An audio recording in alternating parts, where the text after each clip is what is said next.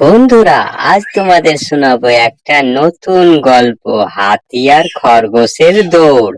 তো চলো শুরু করি আজকের এই সুন্দর নতুন গল্পটিকে।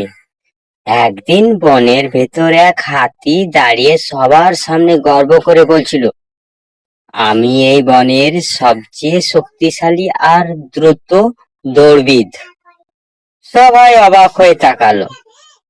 তখন ছোট্ট খরগোশ এগিয়ে এসে বলল, হাতি ভাই, শক্তি তোমার বেশি, কিন্তু গতি আমার বেশি।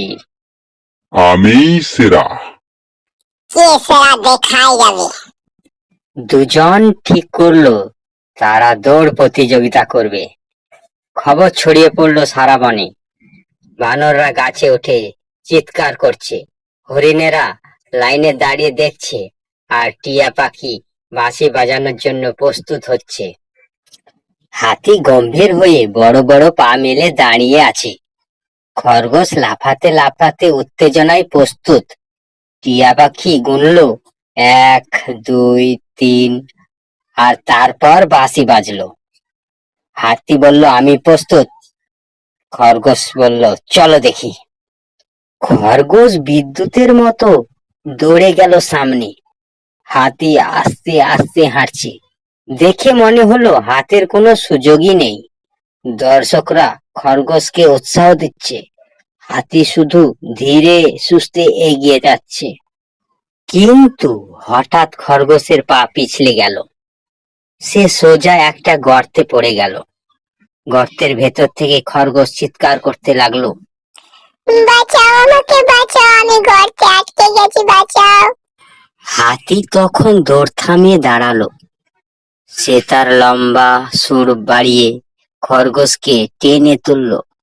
খরগোশ শ্বাস নিতে নিতে বলল, ধন্যবাদ হাতি ভাই, তুমি না থাকলে আমি এখানেই শেষ। বন্ধু হয়ে যদি বন্ধুকে না বাঁচাই তাহলে বন্ধুত্ব কেমন? বন্ধুরা তো একে অপরকে বাঁচায়। তারপর তারা আবার দৌড় শুরু করলো। কিন্তু এবার খরগোশ আর হাতির প্রতিযোগিতা নয়, একসাথে দৌড়াতে লাগলো। দর্শকরাও খুশি হয়ে হাততালি দিতে লাগলো। শেষ পর্যন্ত হাতি আর খরগোশ একসাথে ফিনিশ লাইনে পৌঁছালো। বনের সবাই চিৎকার করে বলল, জয় জয়। আসল বিজয় হলো দৌড় জেতার নয়, বন্ধুত্ব জেতার। তো এই ছিল আজকের একটা নতুন হাতি আর খরগোশের দৌড় প্রতিযোগিতার একটা গল্প। তোমাদের নিশ্চয় ভালো লেগেছে। ভালো লেগে থাকলে একটা লাইক দিও, আর চ্যানেলে যদি নতুন দেখছো তাহলে চ্যানেলটিকে সাবস্ক্রাইব করে রাখো, কারণ পরে আবার আর একটা নতুন গল্প নিয়ে আসছি আমি খুব তাড়াতাড়ি।